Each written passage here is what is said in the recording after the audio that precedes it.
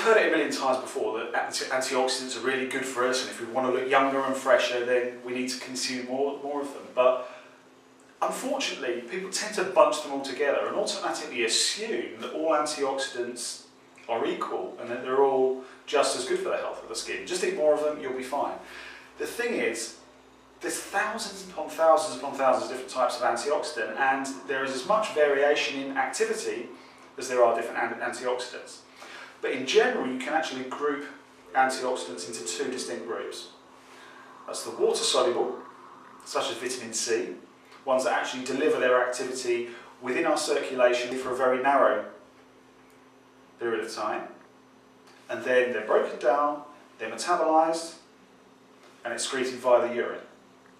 Then the second group, the fat-soluble antioxidants, these are very, very different. By their very nature, they actually don't want to be in the watery environment of the blood. They want to move out into the fatty tissues, where they can actually become stored. The biggest, most abundant fatty tissue in the body is the subcutaneous layer of the skin. And if you consume these on a regular basis, they will start to accumulate within that layer.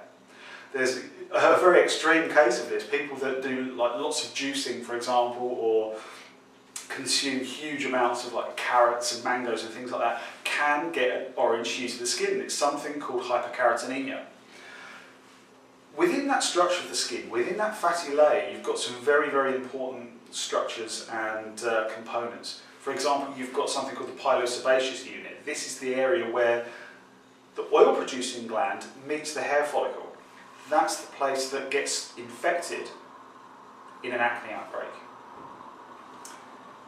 You've also got things like collagen and elastin, those structural fibres that actually help the skin to retain its flexibility and are also involved in scar tissue formation.